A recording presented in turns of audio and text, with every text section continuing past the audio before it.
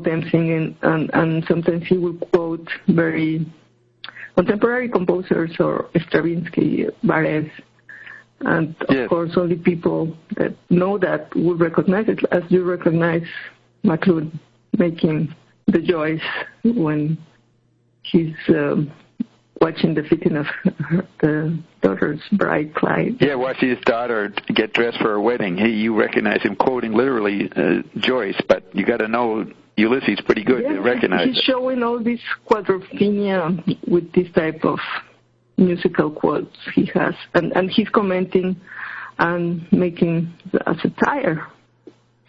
Right, and he's also super self-conscious and acting on levels that normal actors, Jack Nicholson, don't get a chance to do. Just by interacting with a reporter, there's a theater aspect going on that Frank's fully aware of. I mean, he is saying this at this time for certain reasons. He didn't talk about the movie, a year before for certain reasons. He could have, because he'd been planning it for 5 years. But now he's going to talk about it. So the timing, based on plans and non-plans, is also part of the acting that Frank's doing. See, it's my thesis that McLuhan was one of the greatest actors, on a new comprehensive level, and Frank was acting too. Okay, so he says, sometimes it will deal with the god-awfulest things people expect of us, their worst possible thoughts.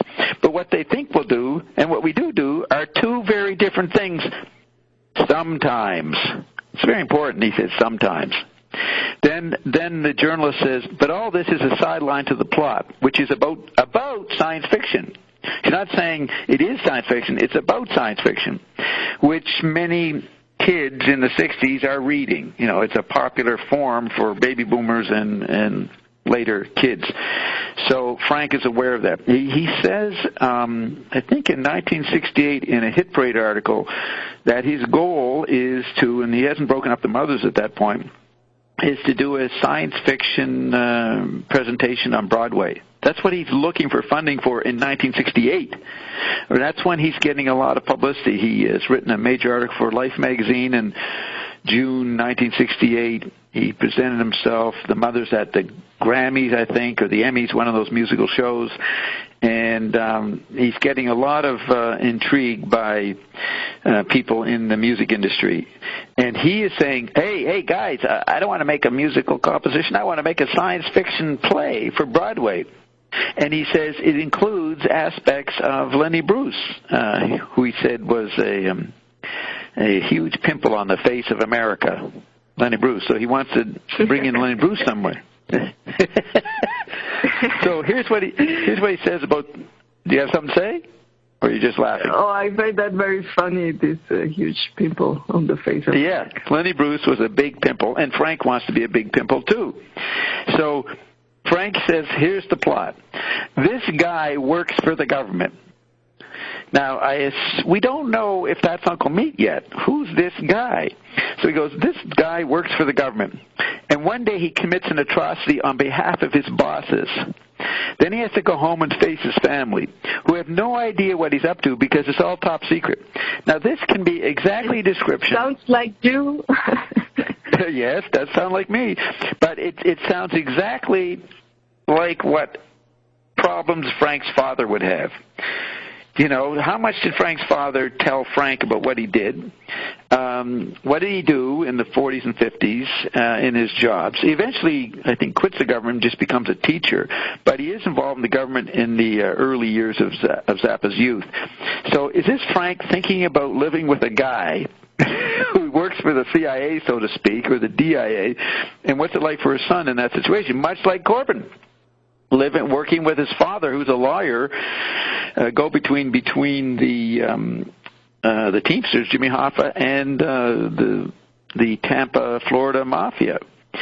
Okay, so here's Frank saying that this guy has to go home and face his family, who have no idea what he's up to because it's all top secret. So he sits down in front of the TV with his wife and two teenage kids. Now, that would be Frank and Bobby. Bobby's 2 or 3 years younger than Frank. And Bobby has just released a book about his life with his brother Frank the first 10, 15 years. maybe until Frank gets involved with Flores when he's 15. So that book's available right now, Bobby Zappa's inside story of what Frank was like, as a preteen and then a teenager. So Frank's sister is not born in this period. I mean, this is, in the 50s, let's say, 40s and 50s, when there is Bobby and Frank. So this man sits down in front of the TV with his wife and two teenage kids and this pop show starring the Mothers of Invention. This show comes on. The old man thinks, quote, "What is this?" But it's the only rock show on TV, and the kids want to see it. So the father's not too keen on it. So the father, Frank says, the old guy goes to bed, and as soon as he hits the sheets, he has these horrible nightmares. The dreams are intercut with our TV special, which means the Mother's Invention TV special in 1969, right? Even though it could be a scene, autobiographical, something in the 50s. So you're going to get a mixing up of different times here, right? All times happening. So the kids are watching a Mothers of Invention special. The father ignores it, but he has dreams that are intercut with Frank's TV special. And there's Frank always plugging to get the TV special himself. He wants one. The dreams are intercut with our TV special. And the guy sees us sitting outside his bedroom window next to a bird bath, playing cards and watching him dream. Now that's Frank being aware of the consciousness of the audience. They're projecting onto Frank and the mothers and wanting the mothers to perform the god-awfulest thing. Frank has a kind of ESP. He knows what the audience expects, so he's watching the audience dream awake, right? But he's watching this particular scientist dream awake. So you see the levels of complexity on this? Yes, and the archetype of the awakening. Yes. Okay, so the old guy goes to bed. He's dreaming these horrible nightmares, and I guess the movie would show what Zappa and his band, who are playing cards, what they're seeing in the dreaming of this guy who works for the government and who's very guilty. So Frank says this builds up to an unbelievable frenzy. The film cuts to a garage where an evil scientist, Uncle Meat, is scheming revenge because he was fired from a missile base. So you got two kinds of scientists. You got one guy who's working for the government and guilty about what he's doing, and another guy who got fired from a missile base, and he's scheming revenge on the government. All right? So you've moved to another level of a government employee in science. So Frank says, now you have to realize this kind of complexity has never been spelled out by Frank until he does Dio Fa in his biography. He presents this scenario for the 1990 World Soccer match in Italy called Dio Fa, God Lies. I mean, maybe if you studied his musical compositions and what he's mixing, all the different styles of music, there's a musical complexity. But look at this multi-level thing. So you have Uncle Meat is scheming revenge, so another level for the scientist. The scientist goes downtown and kidnaps a band, and by giving them weird things, he forces their brains to expand, so much so that they grow huge nose... We will pause while Roxy laughs. Yes, you're forcing my brain to expand. Now, have you don't know the Uncle Meat scenario? You haven't read it anywhere, have you? The general line, the booklet that comes with the 1969 album, which describes the Uncle Meat scenario. Have you ever read that personally? No. Okay. So you might find this funny if you haven't heard about the vocal drone mechanism. So the scientist goes down, kidnaps a band, and this is Zappa talking about the Uncle Meat movie, and within, let's see, so I don't know if the album is out when this interview is happening. It's going to be out within a few weeks. And Frank does a variation of what I'm talking about, but this is more involved. And so he's talking about it, and you're going to get a more simple level because in the script, in the booklet for the album Uncle Meat, Uncle Meat steals the Pachuco band, Reuben and the Jets. And there's already been an album released a few months earlier of 50s music with archetypal patterns in it by the Mothers under a different name called Reuben and the Jets. So Zappa is talking about himself hijacking the Mothers to do a 50s album a year before. All right, so Frank's the evil scientist. And on another level, much like all the levels on Phoenix Wake. So, but the way it's presented here, the scientist goes down, kidnaps a band, and by giving them weird drugs, he forces their brains to expand, so much so that they grow huge noses which are full of brains, and they become a group called Reuben and the Jets. Reuben and the boys have a vocal drone mechanism which sends people crazy into a fantasy world. The scientist, meanwhile, has taken over a hydroelectric station in the Grand Canyon, which he converts into a huge amplifier. Uncle Meat sets up a truck exhaust to sound like a rocket engine, which has an extraordinary effect on plants growing around Grand Canyon. Suddenly the plants are lifted up into space like Jack and his beanstalk, and huge pods start falling off. Now that scenario I just read about the Grand Canyon is in the booklet for the movie, for the Uncle Meat album. But there's another thing I'm going to mention a little later that he says in Time magazine in October '69, an article on Frank breaking up the band, supposedly. But so you have a little bit of the album scenario, but you don't have the fact that the first guy who works for the government is watching a TV special with his mother's invention, which TV special has not happened in Frank's actual life yet, and he's worried about his work with the government. And then you have this other level of Uncle Meat doing this preposterous attempt to hypnotize the population with Reuben and Jet's music, and there's a whole scenario in the booklet where the band brings back the 50s and the people love it. It's like a hologram he retrieves. So then Frank says, finally there's a connection between the plants and the other guy's atrocity. So the first scientist, his atrocity has something to do with the plant. And when you read the plants, and when you read the booklet, it's all about evil government scientists using octaves and frequencies to control, an update of MK Ultra, control the masses, make them do anything with music. But Uncle Meat thinks he can do it with a 50s retrieval, which Frank did himself a year before. Okay? So who is the government scientist? It's actually like the replay of Bonanza, like we're hypnotized by media, and in media is actually the past. It's not the actual avant-garde technology. Going on. When we did our analysis of the James Joyce scheme, diagrams of the 18 episodes, the last episode he said the meaning was, in the Penelope Molly dialogue, that it was the past sleeps. So Frank has all pasts, including musical pasts, to include, but yes, the global theater is hypnotizing, as McLuhan said, the global population with a repertory and a replay of every past that ever was known or recorded in earlier media. So yes, that is a factor here. Frank is specializing apparently in the music industry part of the retrieval of the past. And right at this point, in 68, 69, that is when the oldies but goodies industry started. There was a guy in New York, when I was living in New York in the 90s, I went to one of his concerts, but he'd been doing it since 1966, 67, bringing back these 50s bands and playing for the people who grew up with them, and it became a big industry, the oldies thing. Well, here's Frank, cashing in on it or commenting on it with his Reuben and the Jets in 68, right when the fad's starting.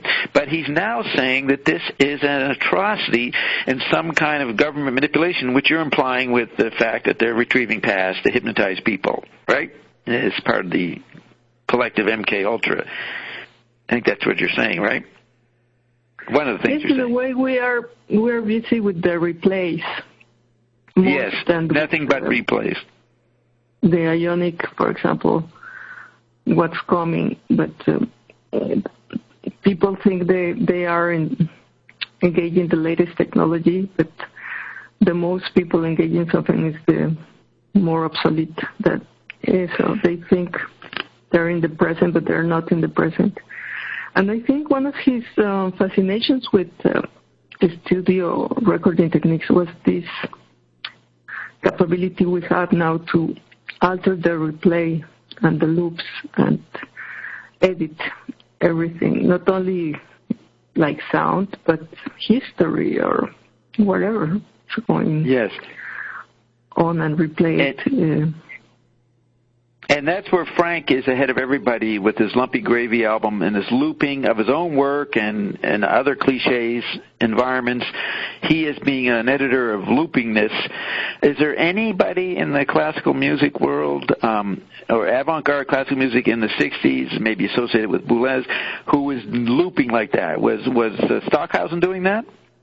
Yeah, all electronic composers, all concrete. We're doing it. Music concrete were doing this type of. But they weren't looping pop cultural motifs. They weren't looping pop culture like John Adams. They had no knowledge of pop culture. They maybe heard about the Beatles, but they were doing abstract scenarios like novelists, right? Well, the thing is, there was, on the one hand, the new instruments to generate new electronic sounds, and on the other hand, the recording techniques to make samples of sounds from the environment. So you have this collage of both in the pieces. The synthetic sounds made by electronic instruments, and then the samples that now are digital and are. But that's concentrating on sound. That's concentrating on sound and virtual sound. Zappa is playing with the hologram of the icons of the global theater. He re-loops Sgt. Pepper's Lonely Hearts Club Band, pretty quickly. He redoes that album with his version. So he's looping pop culture that John Adams won't even acknowledge and thinks there's a big battle between classical music and pop culture. Frank says there's a larger battle of tactility in the global theater, which McLuhan spelled out in precision, that Frank would not be limited to being just an audio composer and looping sound. Yeah, he was not working only with notes and scales and these elements of music, but with the whole environment. Yes, images of whole environments. And that makes him what I call a satellite conductor. He's a satellite conductor of tactility. There is this video where he's rehearsing with the Ensemble Moderne in Frankfurt. Yes, and you see how he makes these signs, and he says, there you play the harmonics or the overtones. That's like the micro parts of the sound. As the sound is played, you can hear very, very subtle how the sound changes, and there are other frequencies, other notes appearing. Those are the overtones, the harmonics. And so he's using this microscopic, and also he makes like Doppler effects, like the sound passing by like a car or something like that. So he's really transcribing in his music all his environment. The macro and the micro. Are you talking about the interior landscape and the exterior landscape? Yes, the inner kingdom and the outer kingdom. Now, is he doing what? When I was in New York, there was a microtonal society. Is that what you're saying? He worked with the microtonal genre of creation? Well, he used some of that. And, for example, when he was doing these scenocracy things in which he will mix different performances of different songs, and they will somehow sound good together. Yeah, Xenochrony, And there were crazy things going on, like polyrhythmics and microtonalities and all this type of more complex type of Did you know that he called that, at least in the late 80s, when he was working with the synclavier and computerized scenarios, he called it digital dust. He was really interested in the micro thing within the chip landscape, or the chip body. Digital dust, he called it. That's what you're talking about. In the genealogy, the Genesis, Ian talks a lot about dust. That's right. Yes, that is the key he was substance. sort of aware of this ISO of the things, the sounds inside and the outside sounds. Yes, Zappa's words, like Joyce's Finnegan's Wake, has a whole section on Marshall McLuhan that, Joyce didn't know Marshall McLuhan, but his language predicts Marshall McLuhan. You're saying Zappa had the same tuning into the present and including future events in the words he was using, even though he wouldn't have the same meanings as we have. So his words are accurate. On the one side is the pure musical. Yeah. The notes, the rhythms, and then the text. And the text was also very important. And usually he was using words in a very funny way. He was making fun, but he was always also precise. He was doing, schizoid, complementary, quadraphenic, being precise in his terms, but open for spontaneous reactions and effects within the precision. Yes, and he said something that for me was very important. That he said his music was like a platform for the reevaluation, a platform for the reevaluation of everything. Right. Yes. So that's, at the end, he was re-evaluating everything. All environment. He is interviewed in 1968 in Newsweek or Time. I think it was Newsweek magazine. It's when he was getting a lot of attention in 1968. And he copped out. He said, well, I'm here to ask questions. Now, everybody in the art world asks questions. They don't have any solutions, and they don't want to be identified with any political agenda or any particular aspect. Just keep giving them a grant so they can ask questions. But that's a verbal thing. Looking at Zappa's work, he was questioning more than just what language could say. He was questioning all environments. So his questions are not limited to the semantic. Now, he actually had a song in the Grand Wazoo album, this Roman emperor scenario, where the emperor slaughters, sacrifices the questions. They were called the questions.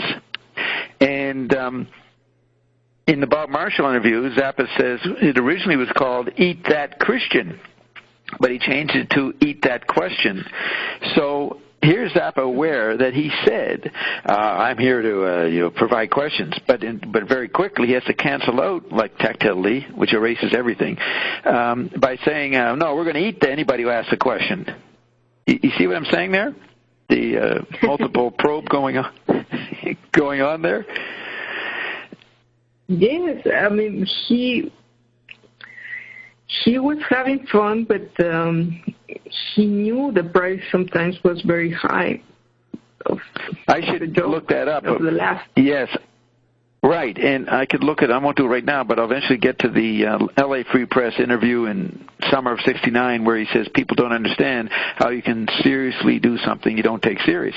Now, that's not a ambiguity situation. That is what tactility does. The non-organ of tactility must organize the sensory data coming in through the various senses very precisely so the brain can have some kind of coherence, at least for the labyrinth of the mind, and it cannot identify with any part that it's sculpting.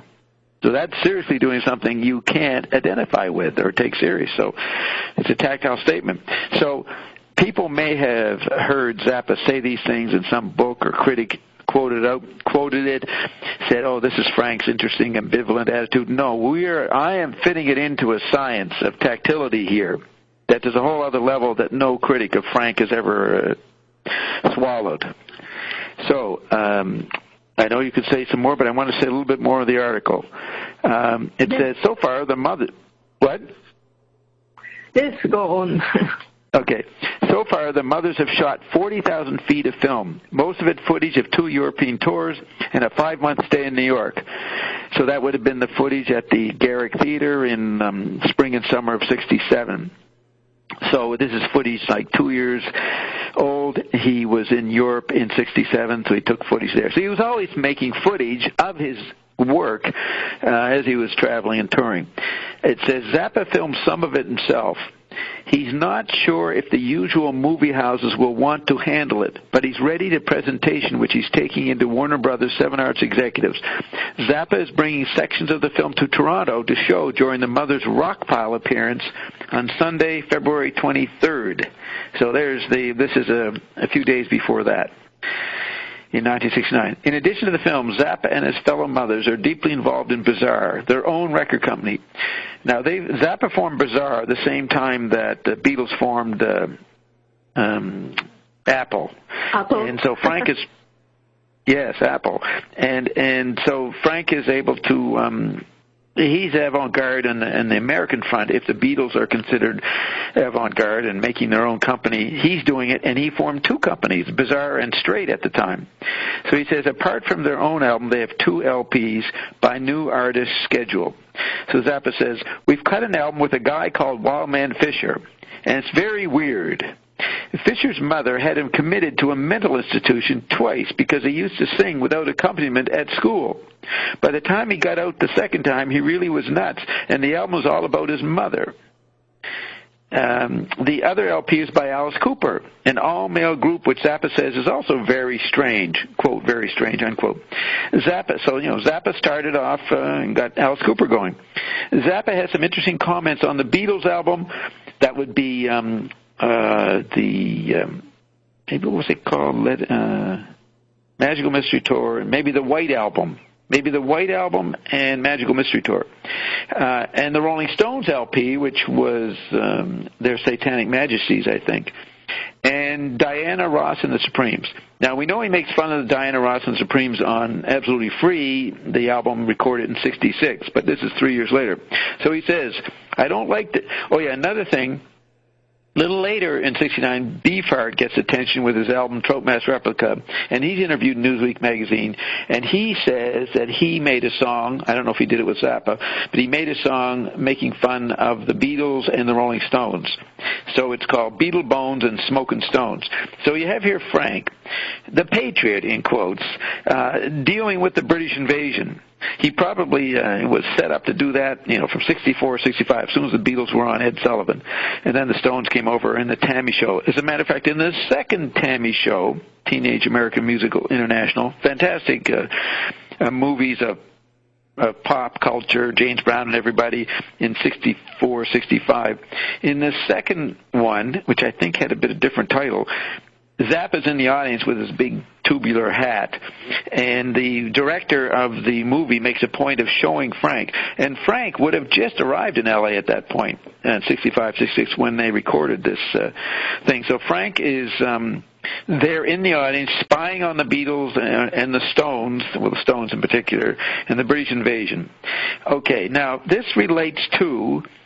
a guy named David McGowan, who's written essays in a book recently on how the whole rock scene of the mid-'60s was a CIA operation headquartered in the log cabin that Frank occupied. All right? So this David McGowan says Frank Zappa is working for the CIA. His father was in the government, and he lays out a whole scenario that Jim Morrison, Neil Young, Stephen Stills, everybody comes from a military family. And so just a week or so ago, when that new movie, the Roxy movie, which is, a 40-year-old movie that finally got released, at the premiere, Ahmet Ertegun, and this is a few days after Gail has passed on, Gail Zappa, he announces that his uncle told Ahmet Ahmet Zappa, who is now the head of some part of the corporate structure of the Zappa estate, because he got the appointment to deal with the merger of the Zappa estate and some Universal Media company or something. I don't have the details exactly. He says at the premiere that his uncle told him that Gail worked with the CIA and saved the world at some point. And when I heard that, I said, well, that just made David McGowan's day. The family's admitting she was CIA. So you bring in all that while Frank is talking about the CIA and the government scientists, metaphorically, in this movie 40 years ago. So, and it's also about Zappa exploiting. Many people thought it was outrageous what he did with Wildman Fisher. He took this obviously disturbed kid and presented him as entertainment, and people thought that was pretty crude on Frank's side. But Frank is acting out, being Frank Zappa, a government scientist manipulating pop culture. And he's got Don Van Vliet helping him, and they're out to get the Beatles and the Stones. So remember, Zappa kicked Mick Jagger out of his home for smoking a joint in that period, late 60s.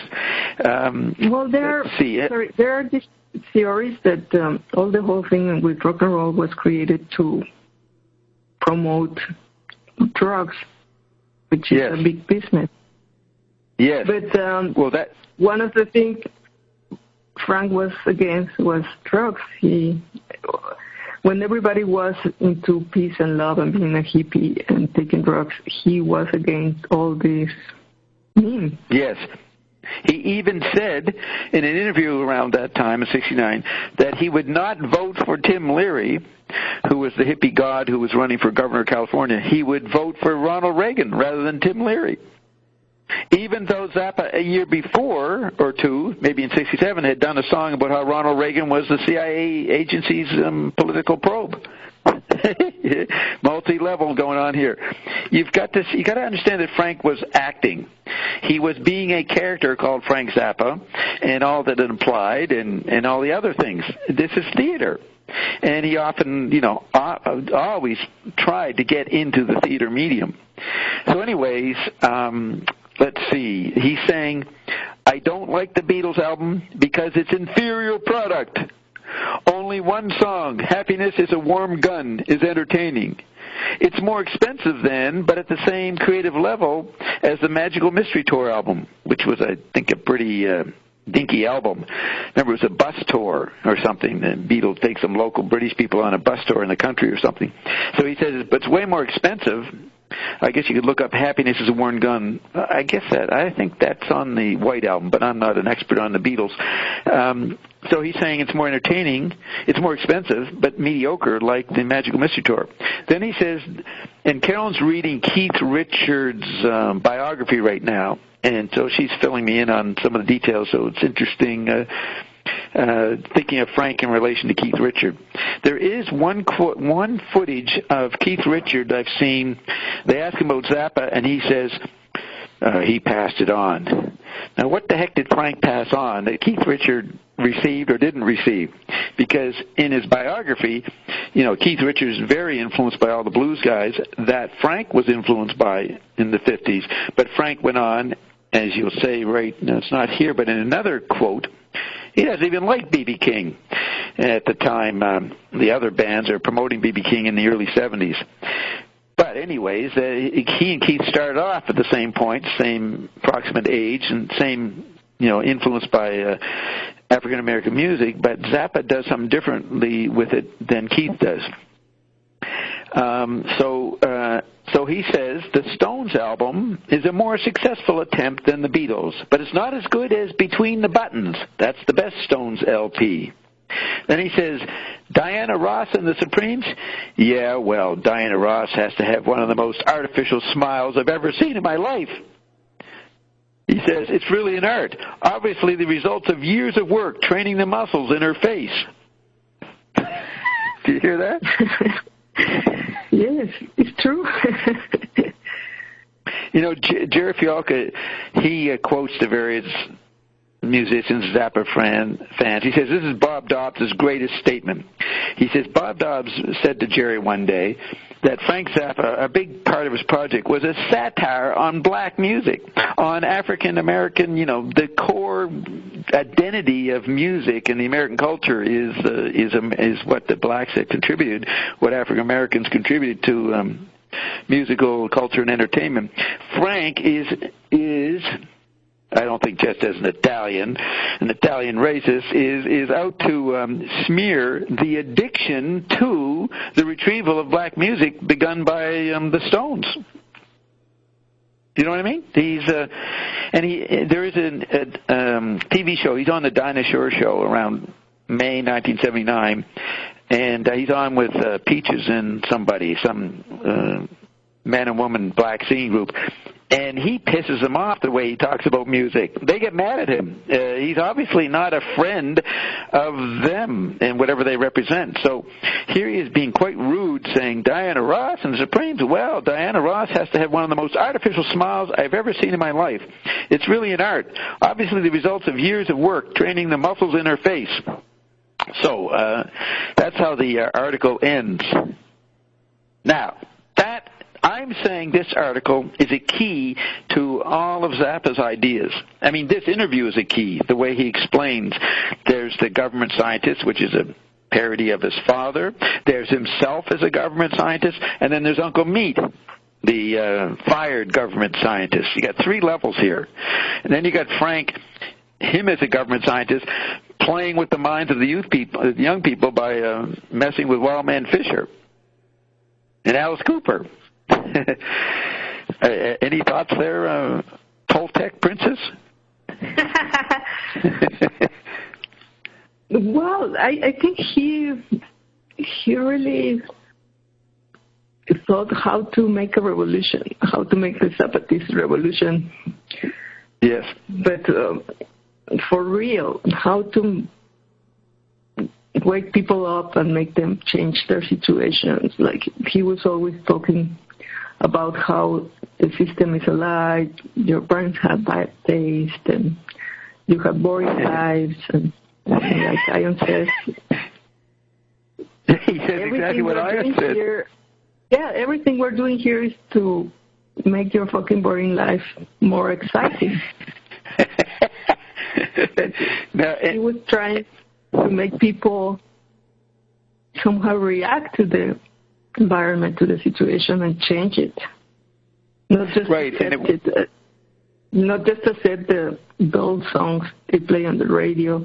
And that was one of the big things he did. He will make records with not only with singles like everybody was doing. He was doing compositions. And that, for example, influenced a lot the Beatles and they went to make this little more complex music. But yes, they were not at the level of Frank Zappa.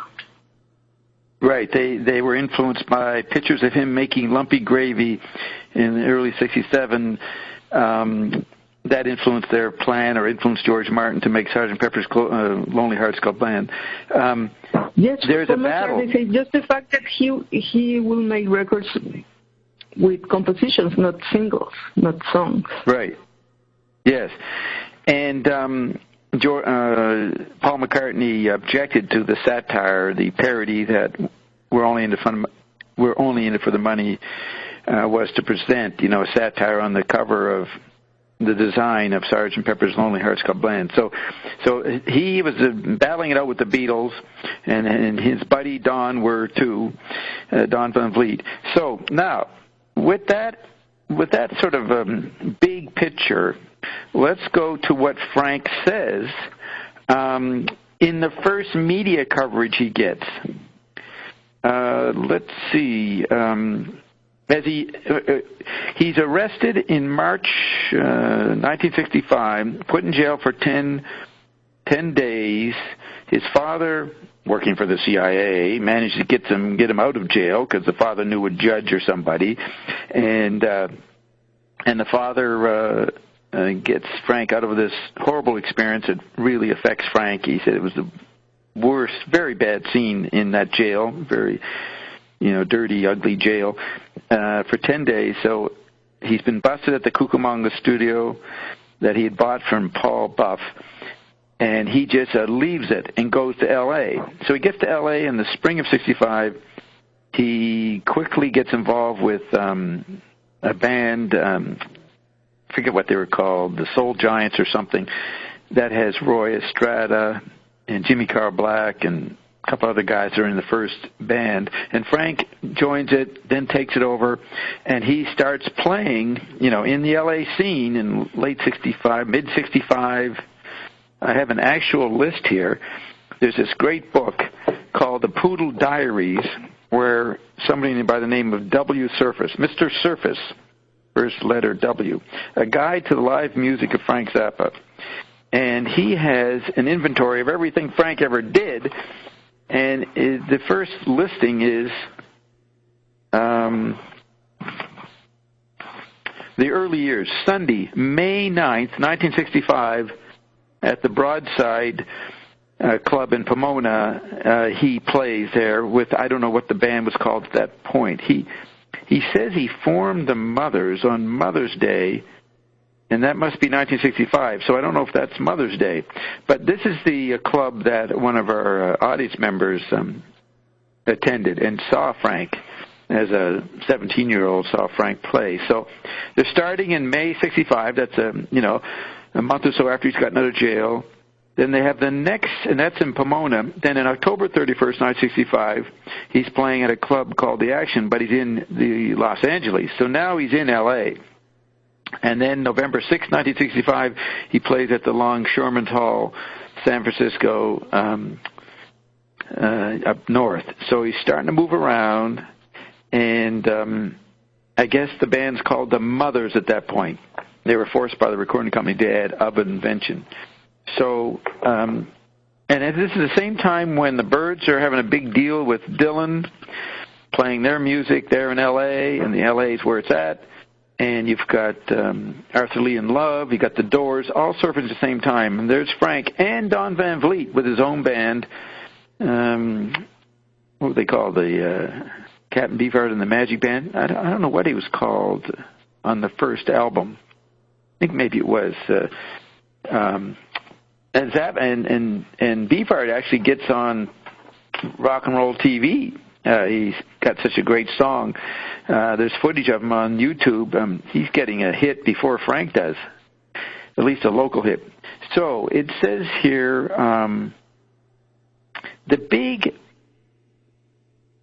this is the theatrical part, the big fact in the L.A. scene becoming charismatic is due to a guy named Vito and his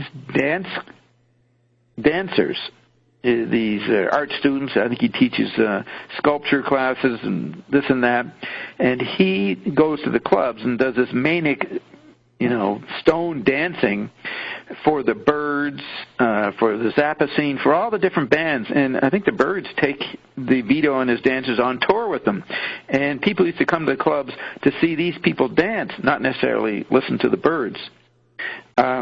I'm sure David McGowan has a whole history of Vito being a CIA agent, but this article, January 7th, 66. So Frank, this is the Los Angeles Free Press, Jerry Hopkins, who I think goes on to write a famous essay or book called The Student as Nigger in 67, 68. So he's a columnist for the LA Free Press. Now, there's already an article before that, but I want to go to this one first. It says, Big Mike at Ben Frank's. Now, Ben Frank's was this famous club or restaurant on the Los Angeles Sunset Strip.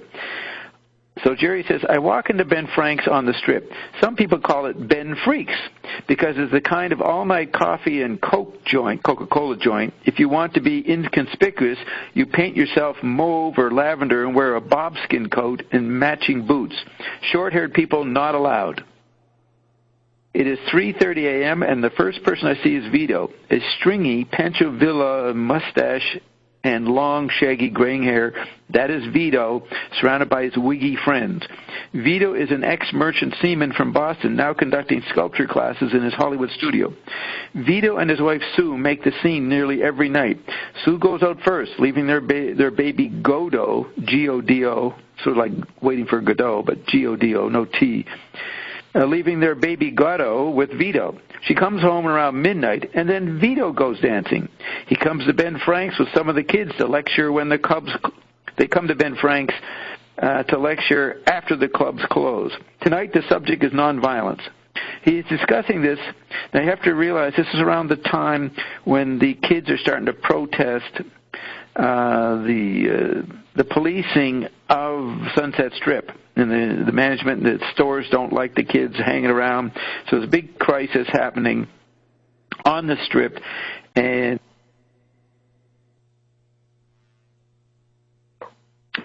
I can hear. Are you still there?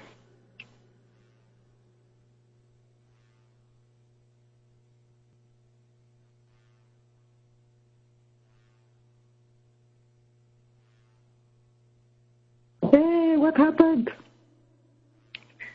We're playing Dead Air by Zappa.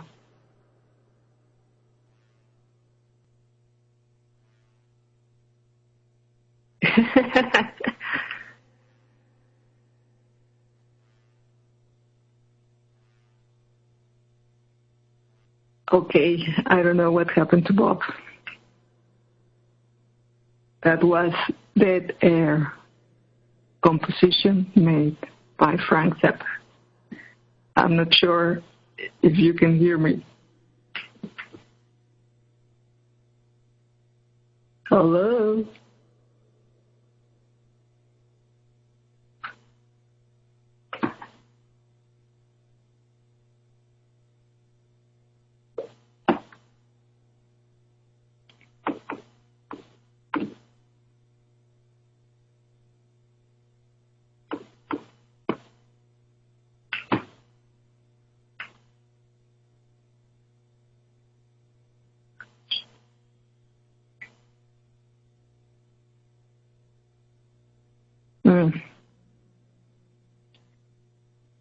Okay, I think we are in a parallel world. Where are you, Bob? All participants are now unmuted. Yay! Hey. I'm unmuted. Who did that? Bill? Who hit the unmute button? Roxy, you said, was it like consonant, dissonance, harmony, interval? Sorry, can you repeat again? Is that, you were speaking about dissonance being an interval rather than a harmony. I just was curious. I feel like that's right. No, there are intervals that before they were classified as dissonances, like the three tones. They were forbidden. But it's hard to talk about harmony like that. I don't know exactly if you know about these things or not. But you can check, for example, the three tones and why they were prohibited, because they were dissonances. There were many intervals that were not used because they were not consonant. Okay, Roxy. Consonant. How long was I disconnected? I'm not sure. Forever, Bob. Oh, my God. No, I was talking to Roxy 5-10 minutes ago, right, Roxy? I was heard then. Yes, but I thought it was me. It was a couple minutes, Bob. That I could not hear. Right. So then I unmuted guys, and I see you're talking now. Now, Madeline, did you hear me reading this article about Ben Franks? Yeah, and then you cut out. Right. What do you remember? Let me give you, because I want to continue the article. So, well, the last word you said was "and." Yeah, but was I talking about Big Mike, this guy with a plate in his head and everything? This violent guy who he got mentioned. Right. Like, remember the first part is that Vito, somebody asked him what he would do if someone tried to kill him. No, now I get a echo, so I might have to mute most people. No, hopefully someone... Okay, what do you remember, anybody? Did you hear me? This guy comes up and says, what if someone wants to shoot you? How do you deal with nonviolence there? Did you guys hear that part? No. No, you just said that the kids were getting into this situation where there was some violence and he was going to start this talk against violence. Right. You probably heard the part where Vito's wife, Sue, goes out dancing early. Then she comes back at midnight, and then Vito goes out and dances, right? So we can begin there. Right. Okay, so I'm going to mute everybody, get this on record. This is the scene that Frank enters. This is what's important about this. Vito's holding court at Ben Frank's, and he and his dancers, and he's running a seminar at Ben Frank's every evening after he dances in the clubs, and let's say from midnight till 2. So listen to what happens. Okay, so I'm going to mute everybody. And all participants are now muted. So he comes to Ben Frank's with some of the kids to lecture when the clubs close. Tonight the subject is nonviolence. He's discussing this when somebody asks him, what if some cat... Now, wait a minute. I just moved the phone. That's what happened. All participants are now unmuted. Phone, you still hear me? Yes, you do. So that might have caused it, just moving the phone. Okay, so I just switched ears. I'm going to mute you, continue. All participants are now muted. So the club's closed and he comes to Ben Frank's to lecture. Tonight the subject is nonviolence. He is discussing this when somebody asks him, what if some cat comes up at him with a gun? What if this cat says he's going to kill you? Vito says, I try to talk him out of it, unquote. Then the journalist writes, Jerry Hopkins writes, cool, man, but what if he gets his kick shooting people? What if he comes when he kills? Ejaculates. This is, I guess, Jerry Hopkins quoting the guy pursuing the topic with Vito. Vito answers, quote, I ask him if he ever tries letting somebody jerk him off. I value my life, sweetie, and I'd do anything to stay alive and still not hurt anybody, unquote. But then up walks a cat on crutches, and he says, is your name Vito? Vito looks at him and says, yes. The cat says he's called Big Mike, drops himself into the booth and announces he has something to say about why he is on crutches. Says he broke his leg jumping from a moving freight. He is proud of that.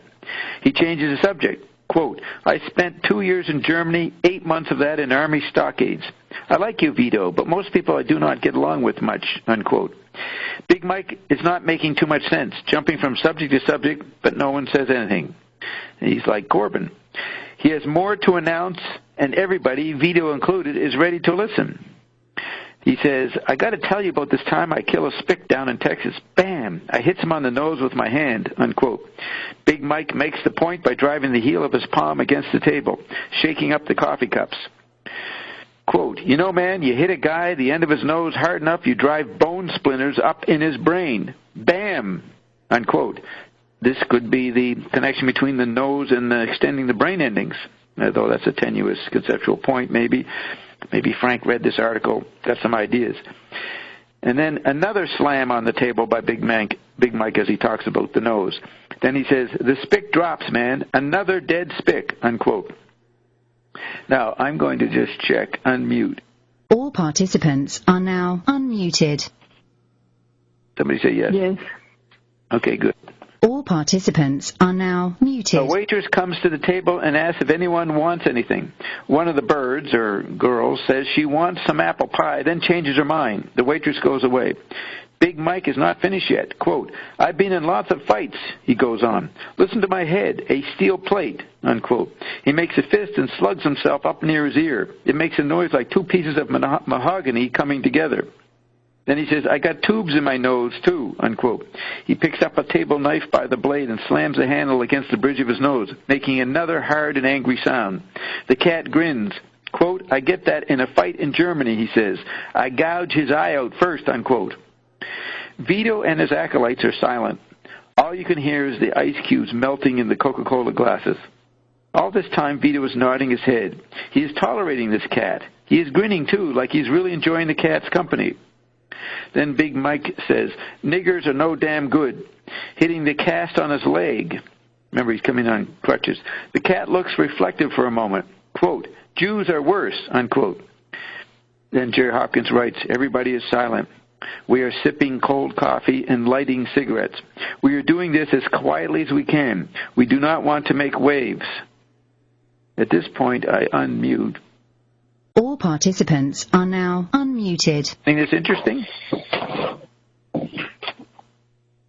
Yes, I like that. You can only hear the ice cubes melting. Okay. All right, I'll mute you again. We'll All carry on participants are now muted. So they are doing this. They're sipping cold coffee and lighting cigarettes as quietly as they can. We do. Jerry Hopkins, speaking for the group as a journalist, says we do not want to make waves. Suddenly, Big Mike reaches for his crutches and he gets up. He grins again. Quote, good to meet you, Vito. I hear a lot about you, man. I'll be around if you need me, to protect you from the niggers and Jews, spicks and krauts, too, if you run into some. Then end of quote. He slams a final fist against his metal skull and he's off. He says, stay cool, unquote. Vito follows his exit with his eyes and then says, oh, wow. It is 5 a.m., and it's time to split. Vito and the kids walk out of Ben Frank's. They're wearing leather and fur and boots, and the guys have hair that comes to the shoulders. Big Mike is wearing short hair and normal clothing, so he looks like an ordinary fellow on crutches. That is all. People call Ben Frank's, quote, Ben Freaks, unquote, because people like Vito and the kids go there. Vito thinks that is funny. So that is the... All participants are now muted. All participants are now unmuted. Scene on the street. Vito is the leader. That's the scene that Frank enters in 65, early 66. So then, okay, has anybody got any comment on any of this before we go on to the next article or the next topic? So you mean that was the environment Frank was performing? Yes, this is January 66. He's already been playing L.A. area for a couple of months, and starting to make an impression. And he gets Vito to dance, or Vito wants to dance to the mother's music. If you get Vito coming to your performance, and there are many clubs along the Sunset Strip, then the crowds will come because they want to see Vito and his freaks dance. So Vito is the beginning of the L.A. not hippie scene. They call themselves freaks, as opposed to the San Francisco Jefferson Airplane hippie scene. So this is the freak scene that Frank would celebrate, ironically, in different ways, that Frank's going to popularize in his first album, Freak Out, which has been recorded. I think they recorded it in December 65, and it's released in July 66. So Frank's already got something going very quickly with the record business, and this is what Vito's up against. And there's going to be riots in Sunset Strip, and then the police clamp down on it, and that's why Frank has to go to New York City. He can't get any work in the clubs by late 66. Okay, so, and it's great that he goes to New York because then he gets, go ahead. Yeah, one of the things also mark an innovation of Zappa is that he was making music so complex that you could not dance to it. You had to listen. So he was creating a situation where he was in clubs these whiskey go-gos or whiskey go-gos. I don't know how they call. Yeah, whiskey go-go. But he will start improvising and making things that were so complex. People just stop and listen. Right. Now, that's a good point. He was stopping the dancing, being an anti-environment, but he also did not stay with just that agenda. He didn't play some wild music that Vito and his dancers could dance to. Now, it would be a question, did Vito dance with the anti-dance music? Another thing he was also criticizing was like the King Lizard poetry. He will make fun of that these lyrics were praised as art, as poetry, and he said the meaning is "baby light my fire," nothing else. Who Frank said? Frank said that. Yeah, he will make fun of. Right, of and those this artists pretending to be high art, and around him, a nice environment. Yes, to the art world. He will make these very crude lyrics to make fun of that. He was making the most complex music, but to make fun of musicians. He was making fun of Gutenberg artists, poets and musicians and filmmakers. Make these funny lyrics. Yes, and he did Captain Beefheart versus or Meets the Grunt People, that movie he wanted to make in '64 with Captain Beefheart, Don Van Vliet being the star in it. Well, I don't know how far they got with it, but 5 years later, he starts making that movie again, and I think he calls it that title, Captain Beefheart versus Meets the Grunt People. But guess who he has in it? Jim Morrison and Grace Slick of Jefferson Airplane. They're going to be characters in the movie.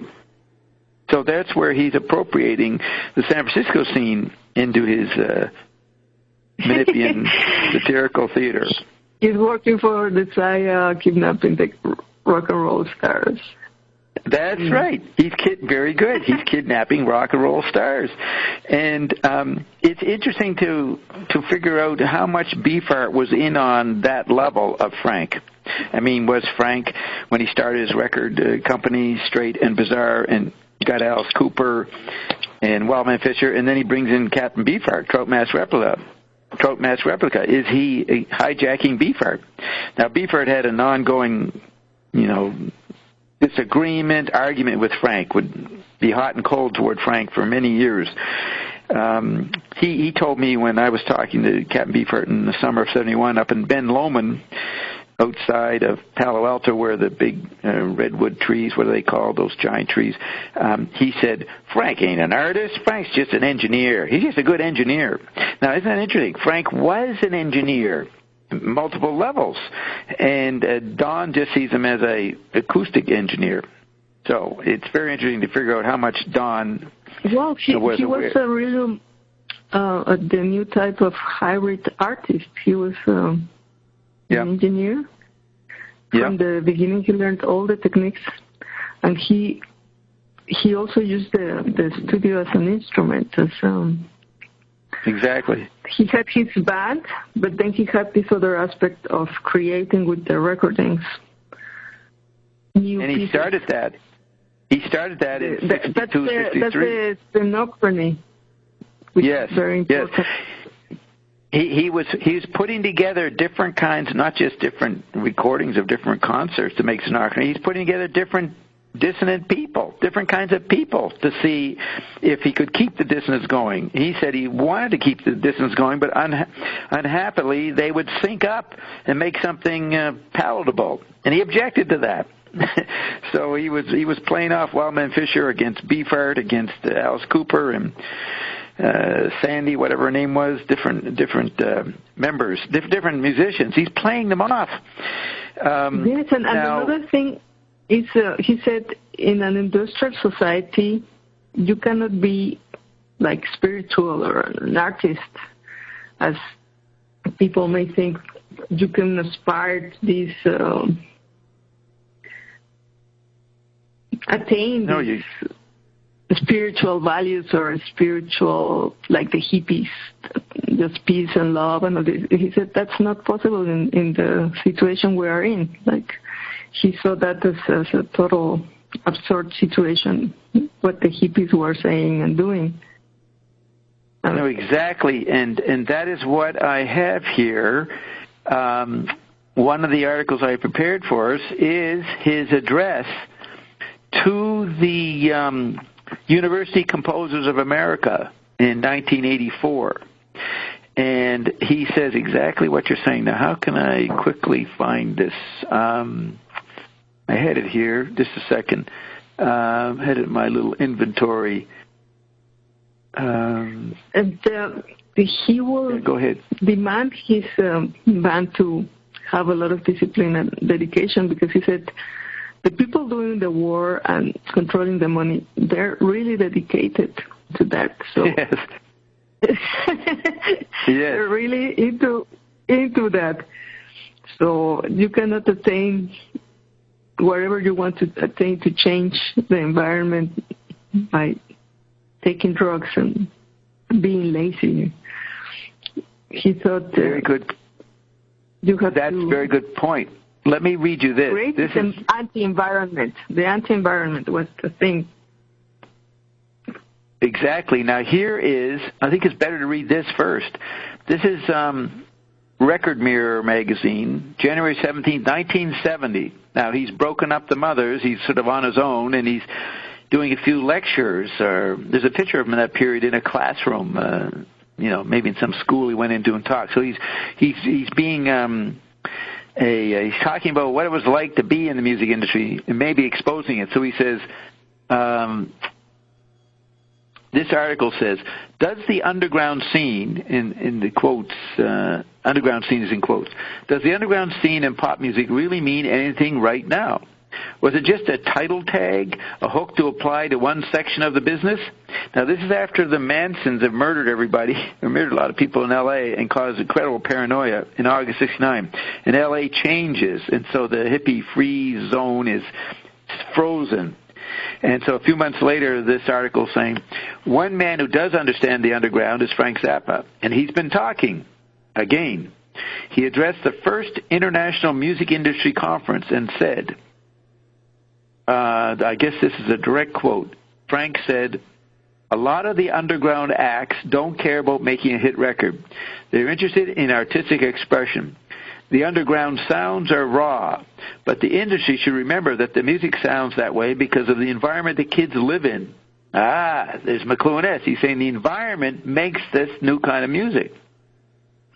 He says they are a different kind of person. Exactly what McLuhan says. The human nature changes with new technological environments. They are a different kind of person. Maybe not human nature, the archetypal thing, but people's behavior radically changes. They are a different kind of person. Some of their bodies are chemically altered, and they have leisure time activities that would be very foreign to record company executives. They have a concept of music as an art. Most A&R people don't know anything about music, but look for the commercial potential. You should care about the artistic merit. You call our music noise, but don't bother to look underneath it for the chords or melody lines. You don't understand the underground's music. There's definitely a musical generation gap. The gap is an expression of fear on the part of older people. There's a feeling that the young kids are out to get you, and this colors the way record companies treat underground acts. Companies don't like or understand us. Some companies send out a, quote, company hippie, unquote, as a pacifier for groups. He has little or no power, but he will turn on with the group, and he might even be their connection, meaning their drug connection. Then maybe he goes to the office and reports on the creeps. Creeps in quotes. Remember we played Creep earlier tonight in the musical thing, a woman's version of doing Creep. I think Creep was that by Radiohead? Anyways, now remember we were talking about Zappa exposing the use of the music industry to bring in drugs. This is a major thing that Mae Brussel and LaRouche developed a few years later. But Frank is suspicious of it right in the late 60s. So he says, then maybe this company hippie goes to the office and reports on the creeps. I remember in We're Known for the Money as a line, cop, kill a creep. So Zappa says, the underground has unflattering names, too. It will take more than a company hippie to bridge the generation gap. There aren't any courses on underground music. In fact, the groups are using techniques that the schools say are forbidden in composition because they don't sound good. Parallel fifths and parallel octaves are a moving sonic experience. You were saying this earlier, Roxy. In spite of the schools, most pop groups are crawling with them. So parallel fifths and parallel octaves are a moving sonic experience. In spite of the schools, most pop groups are crawling with them. I guess with this underground soundscapes. The record companies have got to learn to understand the new music. So far, they still don't like or understand the acts. But there's a way out. The executives could go down and sweat with the kids in the psychedelic dungeons. Now groups have been trying to top each other in hours spent in the studio. But there's a change in attitude.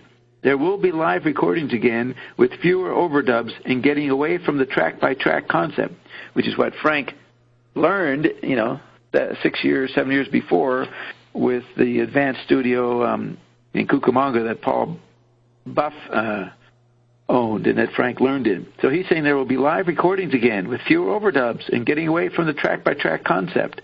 Now, Frank puts out this live album based on his last concert in the Fillmore East in June 71. So it's a blank white album, but hardly any markings on it. No Cal Schenkel design. So he's predicting his own music here and what he's going to present. I don't believe in obscenity or pornography as a concept, but dealers should stock records with questionable material on them. Frankly, I think it would be a good idea for executives to help explain to people that the word fuck on a record won't kill them. The word, in quotes, fuck, unquote, on a record won't kill them. So that seems to be the end of the speech. Frankly, I think it would be a good idea for executives to help explain to people that the word fuck on a record won't kill them. This is footnote. Zappa's speech is in the complete report of the First International Music Industry Conference, published by Billboard Publications, edited by Paul Ackerman and Lee Zito. So, you have a comment on that speech? Now, he's going around, he's discussing the programming of the radio environment. He's talking like a Tetrad manager. He's talking like a CIA guy. He's telling the industry how to go about this. Yes, because it's like human creations can be so amazing. Why are they limiting the output, what is available for most of the people, to very easy songs that use maybe 3 chords? Right. And so very simple lyrics. So he is trying to expand the classroom without walls. He's trying to expand the sensibilities of people, which is the Bauhaus program. But he's using the new acoustic environment, the retrieved acoustic environment, to do it. But he's a tactile organizer. He's not taking any sides here. He's advising the executives what they can do. He's advising the kids what they can do, the underground bands. He's all over the place. Now, what was the article I can't remember what I was trying to look up. Oh, yeah, the 1984 speech. Now, I will have to hold on to that. I don't have it right now. So I'm going to go to the very first article that they list in one of the better archives. This is afka.net. AF is in Frank, K is in kill A. afka.net. In the article section, they have all the articles in the 60s, the 70s, 80s, and 90s. So in 1965, there's this article, December 8th, 65, so Frank's been in town for 6 months, and the article says, "Look out, plastic people, the mothers have arrived." Now, isn't it funny they call him? Here he is. These kids are trying to avoid their family, and he's calling himself the mothers that they're running from. Right? We're your mothers. Come to get you. You bad kids out there in Sunset Strip. So here's the quote. "We, the mothers, promise to assist whatever public we come in contact with in a swift and orderly return to realistic values." Unquote. Yes, the mother is your educator, your first guru, your first... Yes. First... Yes, the discarnate children now at the size of cells, or cellular kids. He's the mother amoeba coming in to organize the body politic youth department. And now look at Frank. He's presenting himself as extremely surrealistic, but he's saying we are here to return to realistic values. Isn't that great? We, the mothers, promise to assist whatever public we come in contact with in a swift and orderly return to realistic values. Now that is around the time he's recorded Freakout, and when that album comes out in '66, in summer '66, he wants people to freak out, to throw off their clothes and liberate their forms of expression. So that may be what Frank means by realistic values. So it says, those are the words of Frank Zappa, lead mother. Then it has a quote from Frank. We consider most people of today plastics. Now, this is exactly what McLuhan said. The chemical body is the content of the electric environment and totally moldable, sculpturable. It is not even human what people have become under electronic conditions, right? They're just plastics, not plastic people. They are plastics to be molded. Remember, we were quoting from the McLuhan Do line, and the movie The Graduate comes out in 1968. And Dustin Hoffman, the student, is told by one of the executive neighbors, the corporate guys, that the future is in plastics. Well, plastics can be more than just, materials for cups and ceramics. Plastics is the human chemical body dimension. So Frank says, we consider most people of today plastics in quote, capital P. They have no respect for the finer things in life, no concern for mankind. This is more than the usual complaint of lack of humanism.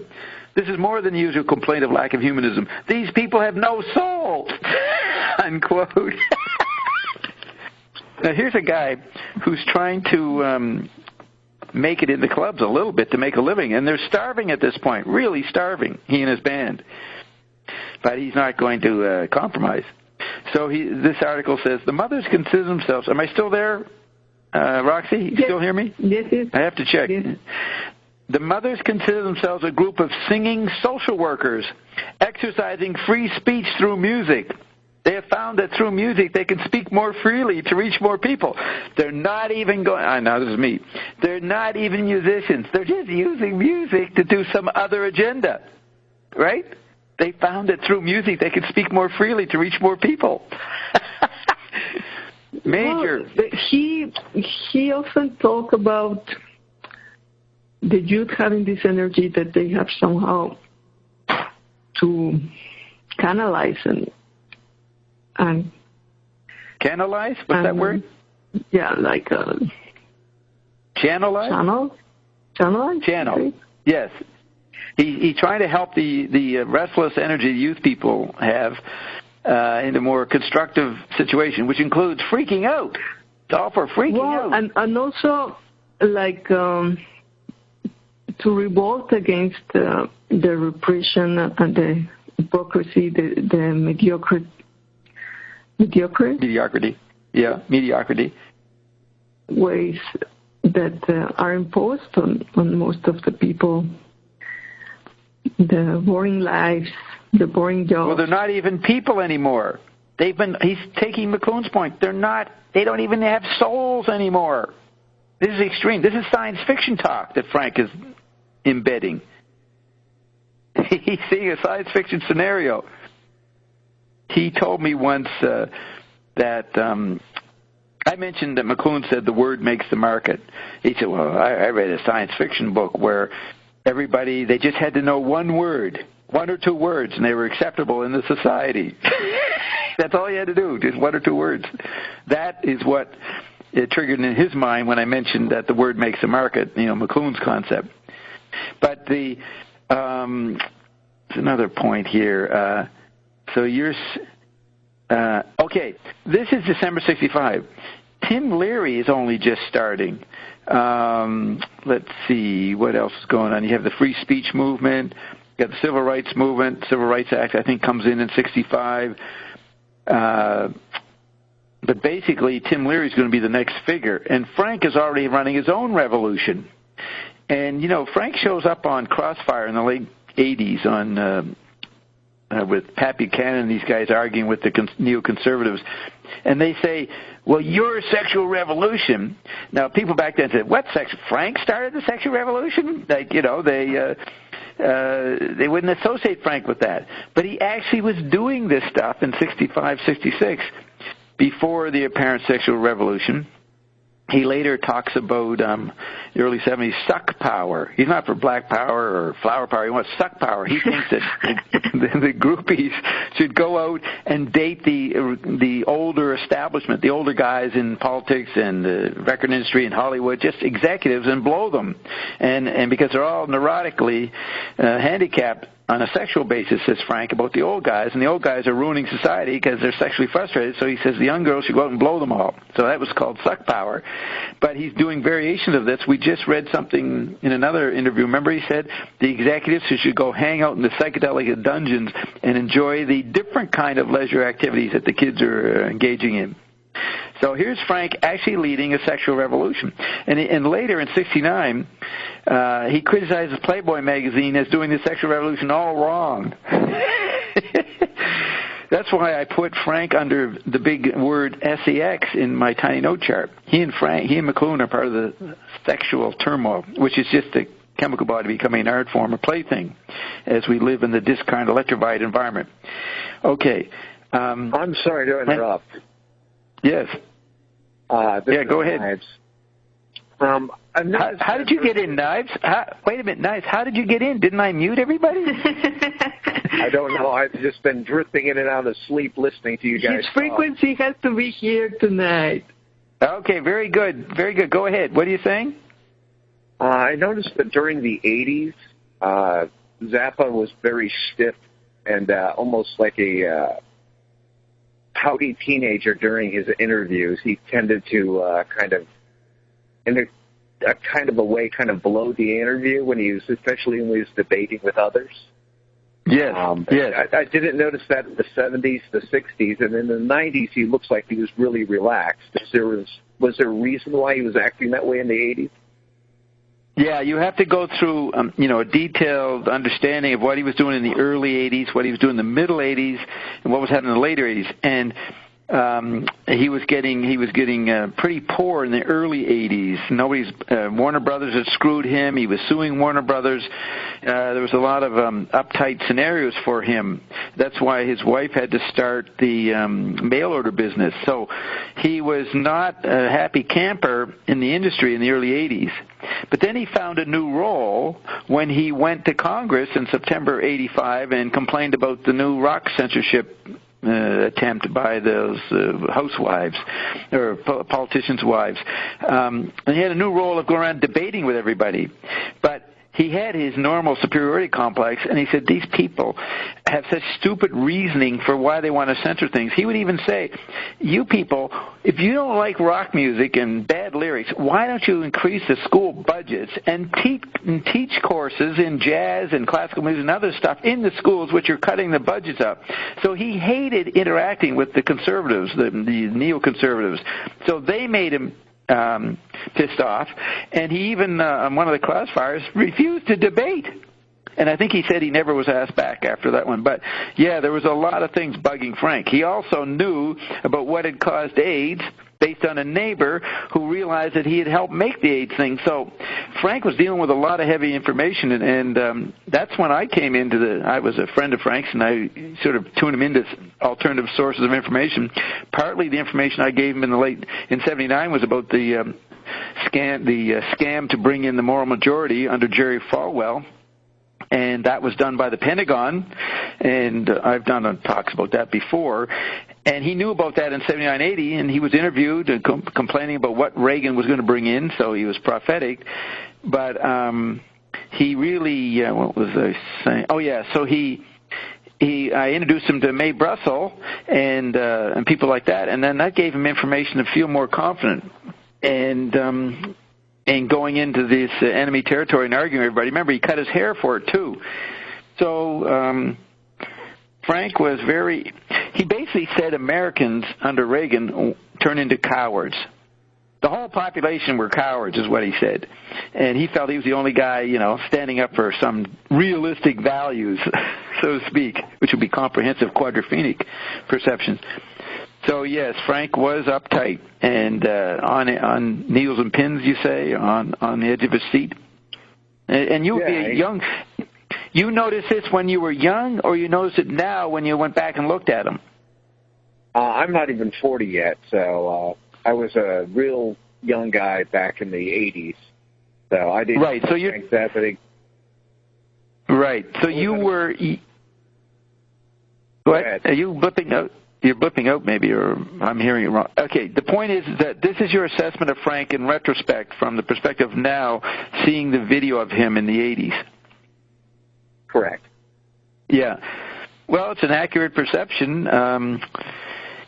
Another interesting thing is a lot of people today, over the last 5 or more years, have got very interested in Frank because they love those battles he had debating with the neoconservatives. They find him very articulate, liberal kids or whatever kids think that they want someone to stand up against the conformist Reaganites or whatever.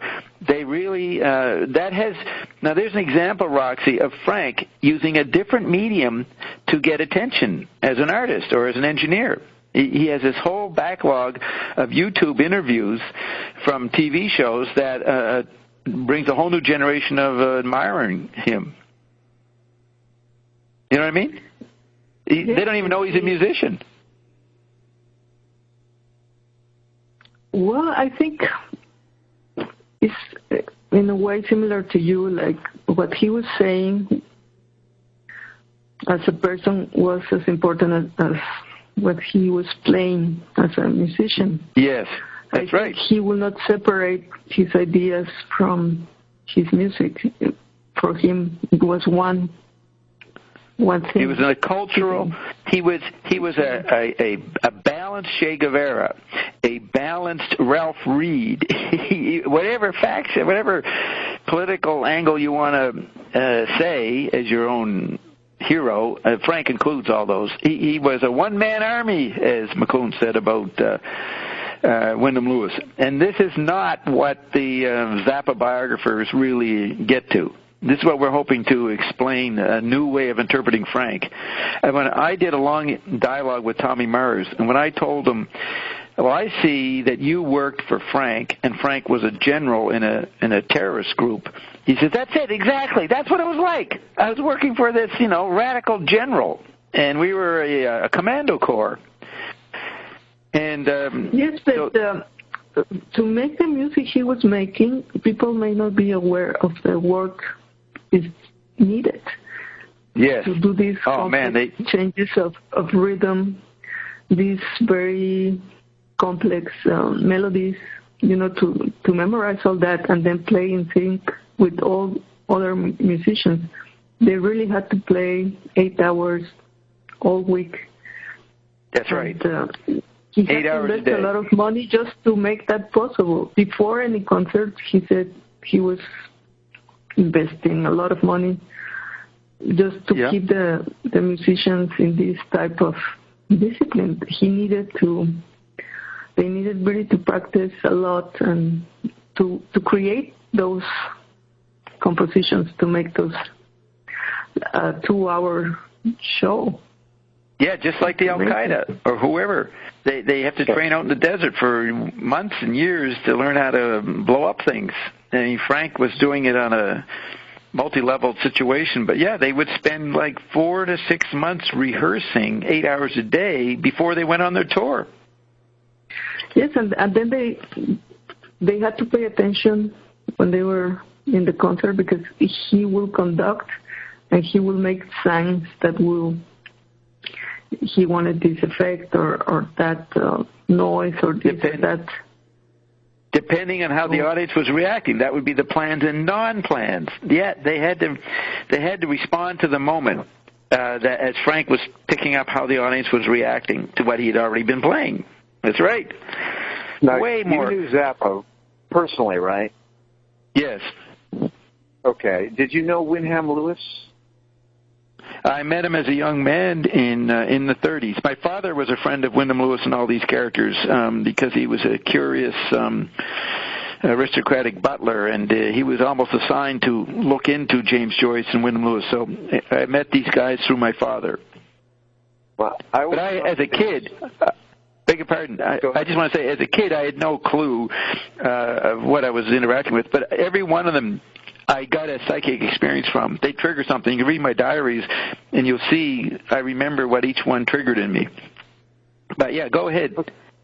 What I noticed about Wyndham Lewis and Frank Zappa is that they were very lonely, is that they made fun of the really cool kids the same way that Zappa made fun of the Beatles. Wyndham Lewis went after Hemingway and Faulkner. And the Bloomsbury group. The Bloomsbury group. Yes. He went after the popular. Yes. And they were also into many different... They weren't just into the writing or music. They were into, like you said, that engineering and also social commentary at the same time. Do you think that... was Mr. Zappa very happy at all? Yes. All these guys are generally happy because they don't have to work and they get to do this art day in and day out. So they enjoyed the general freedom of their lifestyle, but they were not happy with society and were often frustrated in making their art. Frank said many times, he said, he looked back on his life in the music industry, he said, what a waste of time that was, considering all the hassles and the lawsuits and everything. So, but they were combative personalities. They probably liked that kind of stuff, but they wasn't a free ride though, most of the time. I mean, Frank wouldn't listen to this. He wouldn't even stay with his fellow musicians in the hotels on the road because he figured they were going to get busted since he told them not to smoke dope, but they would do it anyways. He did not want to be near them when they got busted because he was running a war. He couldn't afford to be arrested. That's why he kicked Mick Jagger out of his home. So here's Frank. Is he a lonely guy and doesn't want to socialize? Does he miss the fact he's not socializing? No.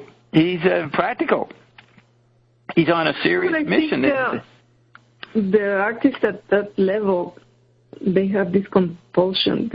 They're creating all the time. Many people say he was always writing everywhere. Yeah. Writing music. Always composing. Yes, no matter where he was on tour, on the bus, or wherever he was transcribing and writing or working on the studio. It's like he talked about once Gail took him on a vacation, forced him to go on a vacation. I don't know, they went to some hotel or something just to get him out of his studio, and he composed like 3 songs while on the road, on vacation because the songs just came to him. He couldn't stop. I'm sorry to interrupt. Yeah. I'm over here on the East Coast. I've been up since 5 o'clock in the morning. I've enjoyed listening to you guys chit-chat, and I enjoyed interacting. I guess I'll check back next week and see if I can get a hold of Non-Physical. Thanks for letting me interact with you. All right, so I just want you could ask did you have a final question, or did we answer it? Oh, no, I was going to. Remember, I had the dream I want to ask Diana. Yes. Right.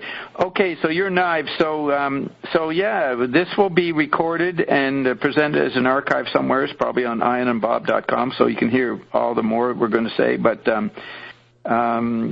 so you understand that to wonder whether they're happy was irrelevant to them? They're happy to be able to do what they do, but they were not happy with what was happening. When you see him playing, I think he's the most happy person. I think he was really happy. Yes, he was pretty happy when he was playing their knives. So don't worry about him. He wasn't worried about happiness. Okay, well, I just wondered if this, like I said, during his interviews, he seemed a little upset. Well, he found the question stupid. He really was He was always, not just in the 80s, he was always insulting the people who interviewed him back in the 60s. If they asked stupid questions, he'd tell them. Well, they were rather shallow. That's right. There's an article that came out when his wife died, a few weeks ago, a Rolling Stone article in 1968, and the headline is, he considers it a tragedy that he's considered an entertainer. That's the big article in the Rolling Stone. One of the first main coverage of him.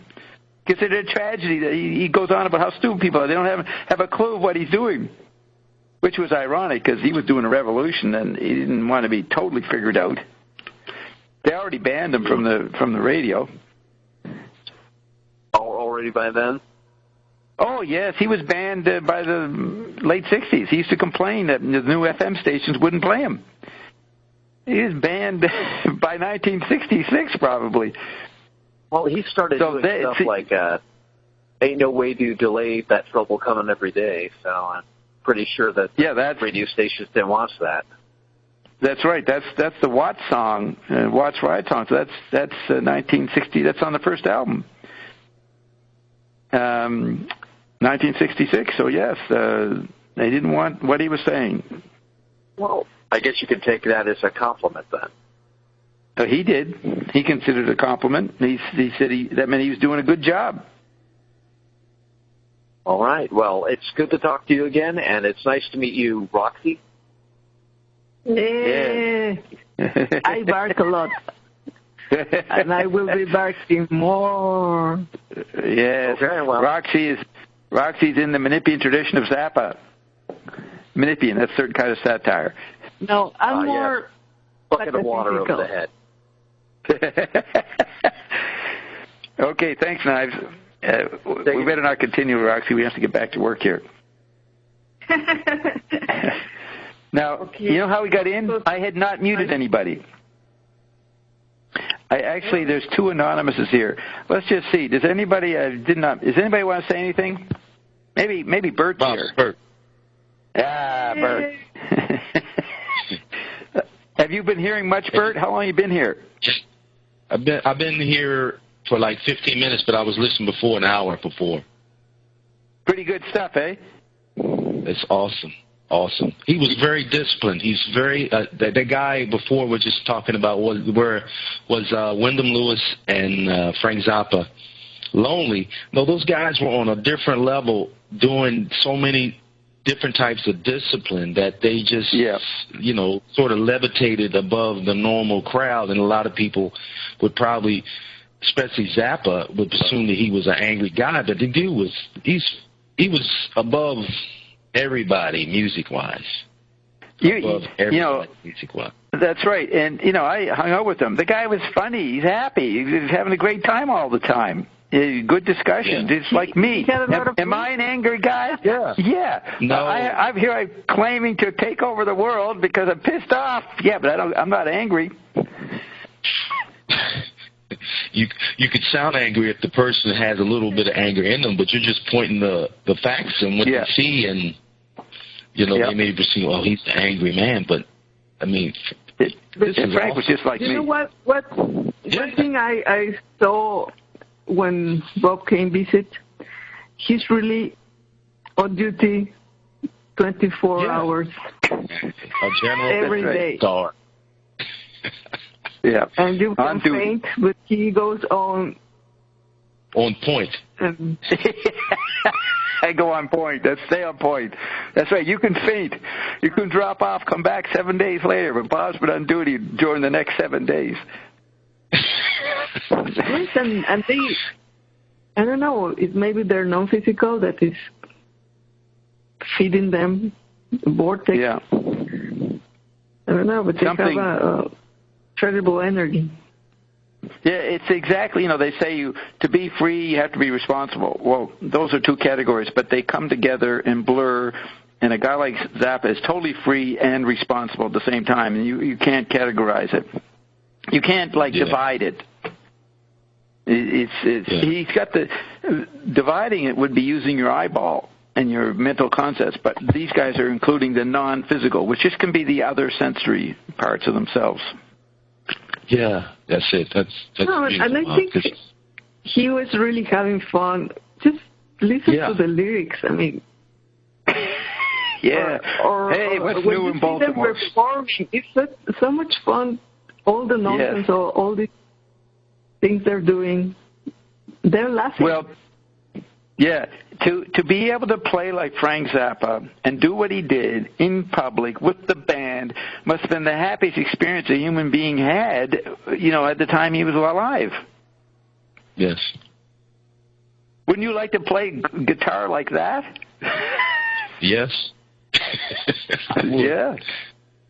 And like we just played the intro, somebody in the audience yelled out, "Hey, I like your hair." Remember I played that song? And Zappa stops and he says, "What? What kind of guy are you?" And then he starts to satirize everybody's hair.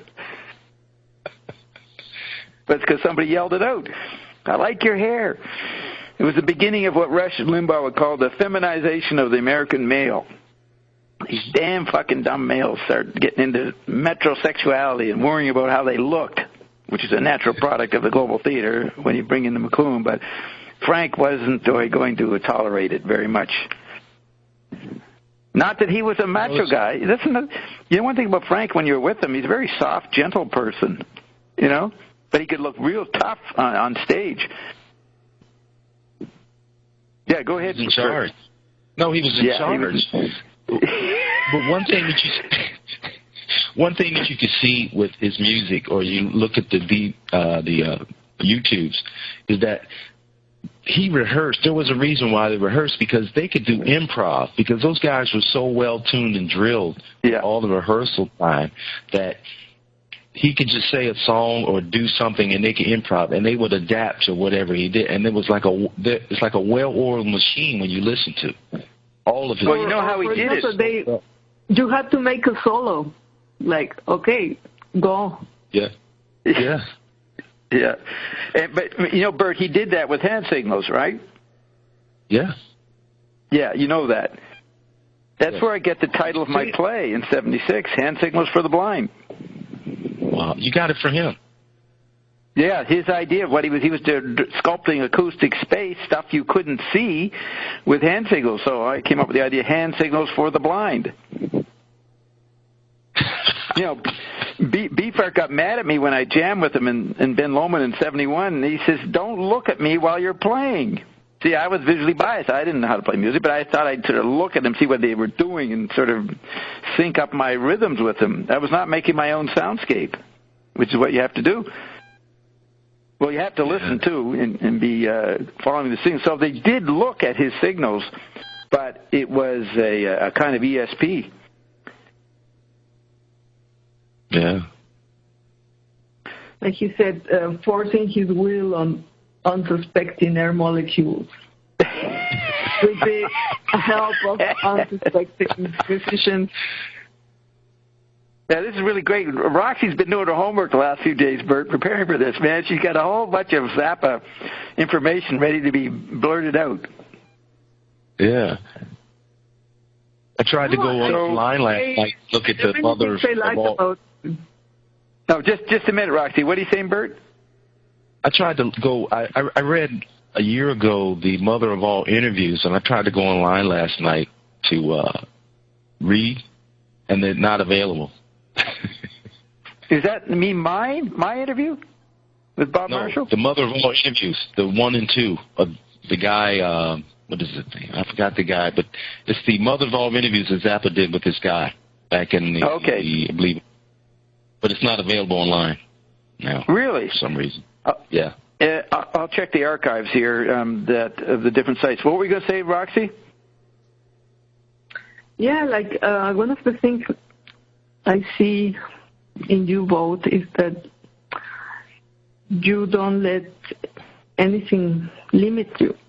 Like he will take anything he liked from any type of music he liked, and he didn't care this is what you're supposed to do if you're a rock musician or if you're a composer. He will do. Right. He will not let anything limit him. No rules. Yes, and I think you have also done that in the way you you study. He was also autodidact, and when he went autodidact. Autodidact. Okay. Autodidact. He went to take some harmony courses, and he thought that was a way of dumbing him down because he said, you have these rules and you can only use these rules. Why? So that was when he was 18 and 19. He went to the junior college, took a music course for about 6 months and didn't last very long because he had to read rules. So he decided to self-educate himself because he could not see why he would just compose with those rules or with those laws. Yeah, he even had on the Freak Out album in the liner notes, he told kids to drop out of school, get an education by going to the library. This is what he told them. He didn't know that it would have become a mass fad and lead to Haight-Ashbury, and then he was against that. But he was the first to start it off, and he was telling people in 65, 66, drop out and go and get an education at your local library. He was advocating reading. Self-education. That's a commonality between Frank and Bob. I mean, if you look at all that Bob has done, he did it on his own. He still is always a student. Yeah. And that's still doing it today. I'm learning from you guys today.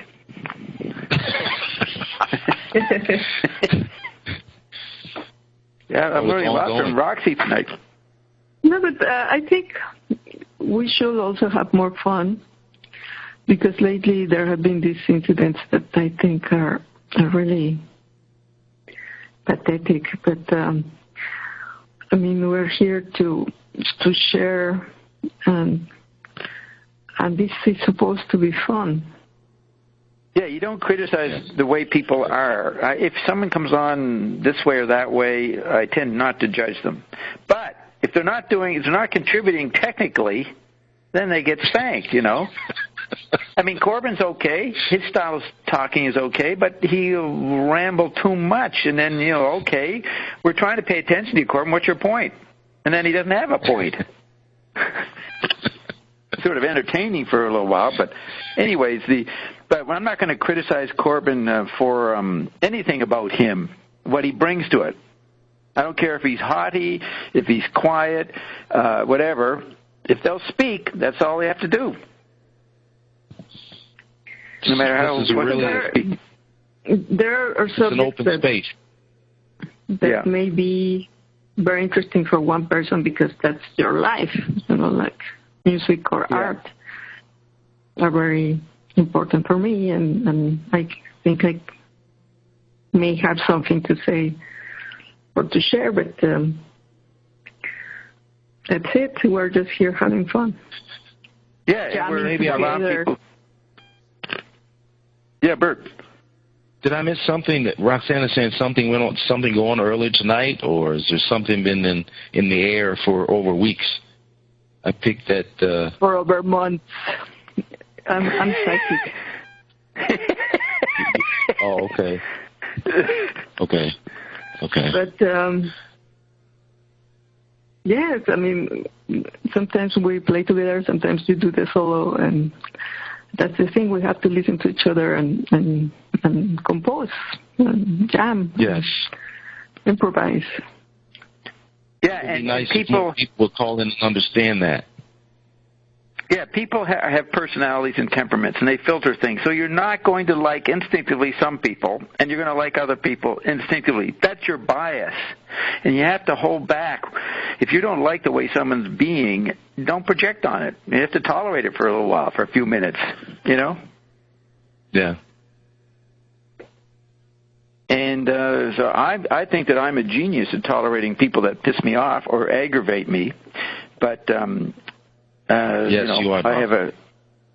I'm pretty tolerant, but you do have the right to criticize. You hate us. What'd you say? The truth is, you hate us. I hate everybody. At some point or other, they get silly. But I don't hold it against them. It's just my own spoiledness, my own aesthetic. Like Frank Zappa used to ask the musicians when they, for example, took drugs or didn't rehearse. Right. will that be a window or an aisle? Yes.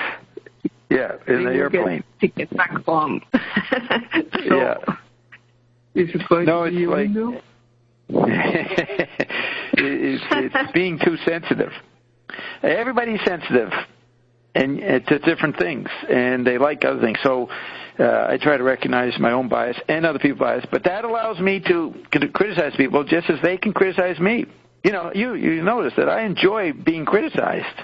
You notice I get excited, right? Yes. I get interested. Yeah. Yeah, I don't think it's a mature thing to be insulted, to be upset that you're criticized. But I've also noticed, Bob, when someone criticizes you, it always kind of backfires on them as the conversation goes. Yes, yes. I'm a formidable opponent if they last. Yeah, it's jiu-jitsu. You do jiu-jitsu. You lit the person. Yeah, yeah. By the way, we're still talking about Zappa. For those new people who are listening to the Zappa series, we're still doing Zappa. About Frank Zappa and the band, they said they're not as ugly in person as they look on their pictures. They're not as what? It's ugly in person. Yes. No. As they are on their pictures. But that was something, in many interviews, they will make this comment like, oh, they're ugly, or like, they will just start attacking him, and he will get for being ugly. Whatever. It's just like the lack of arguments, and then he has to switch to another mode of more defense or argumentation of with very intelligent. Okay, let me. I'm going to go to. Let's go to this. This is very early. It's a 1966 fanzine questionnaire. They don't say where it's from. So let's go tell you what he says. They say, "What is your full name?" And he says, "Francis Vincent Zappa Jr. II." And he has in brackets, this is what he's saying to them. The second means junior, which means I have the same name as my father. So he's explaining the word junior to the interviewer. But here's the satire. His name was not Francis Vincent Zappa. It was Frank Vincent Zappa. And he calls himself Francis Vincent Zappa on Lumpy Gravy because he was making fun of Frank Sinatra. That's what the story is. I don't know how I found that out. But he was making fun of his, that he's like Francis Sinatra. So now Francis Sinatra became Frank Sinatra. Well, Frank pretended he came from Francis, but he didn't. He was called Frank. If you look on Wikipedia, he's Frank Vincent Zappa. So he doesn't even give his real name in the first question.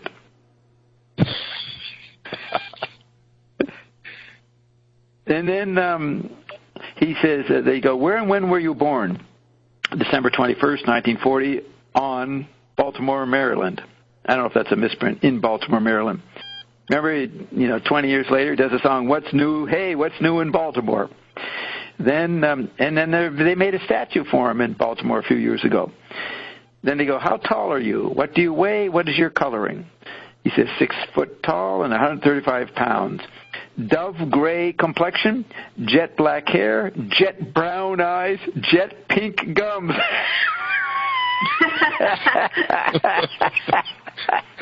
Jet black hair, jet brown eyes, jet pink gums. And then he says the rest all matches. What's that mean? The rest all his body matches.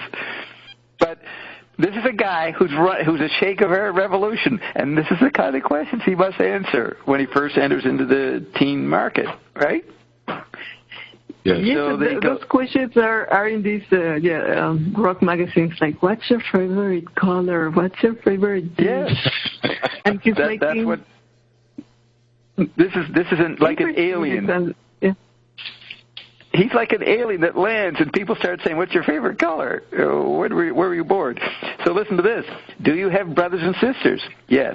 a sister named Candy, and 2 brothers, Carl and Bobby. Then look what he then says. They all lived. Past tense. They all lived. Means consistent. They don't live anymore. Nobody can live under electronic conditions, is what he's implying. They all lived. See how just with this simple little nothing place, he's composing. He's creating any environment. So then he says, and now this is before Laurel Canyon becomes famous. They make movies about Laurel Canyon and everything years later. He's there before anybody knows about Laurel Canyon other than the hipsters who are there and know about it. So they go, where do you live? I live in the middle of a great hallucinogenic wasteland, Laurel Canyon, on one of the hot streets with the rest of the stars. Lots of action, having a wonderful time. Wish you were here. Did you get that? This is for a teen magazine. That's Bob in Maui. Yes, this is Bob in Maui. I live in the middle of a great hallucinogenic wasteland, Laurel Canyon, on one of the hot streets with the rest of the stars. Lots of action, having a wonderful time. Wish you were here. Great. And, when you were a kid back then, you read... Digression. Go ahead. I read there is like a type of fungus in Hawaii that I think if a woman smells this fungus, you have an orgasm. Have you heard about that? No, I have not heard about that. Good news. Good. Finding you're studying my background or my territory. It's good. So keep telling us what you find. You never know what a Toltec's going to come up with. They got crazy ideas. We like mushrooms. Right. So can you imagine being a 18-year-old reading this? If you had a certain kind of personality, you just love this. Who's this Frank guy? He's so funny. You know what I mean? You can just see he knows how to market himself. Yes. He knows how to make himself interesting, which is what he did. His first commercials, the first advertising is in advertising in comic books with odd ads. I remember when Steve discovered Zappa. He was a young guy, and he would tell me, he would show me the ads and all this neat stuff. He didn't know I knew Frank. I didn't tell him. But and you can see that's in my diaries, my interaction with him. I use a different name for him. Anyways, he just loved all this stuff as a teenager, I think it's partly why he did lousy in school. He kind of just studied this stuff and didn't think school was significant anymore. He didn't even go to university. Okay, so they go, what kind of clothes do you like to wear? I like snappy sports ensemble, something neutral and easy to care for, wash and wear mostly. So that's a sober statement, right? I like snappy sports ensemble. I don't know clothes, so I don't know what that is. Something neutral and easy to care for, wash and wear mostly. Okay. Then they go, what is your conception of your dream girl? He says she is an attractive pariah. So that means an outcast, right? She is an attractive pariah with an IQ well over 228 with complete mastery of Brer Rabbit. Isn't that the thing that got caught in the tar pits or something? Yes. Do you know Brer Rabbit, Roxy?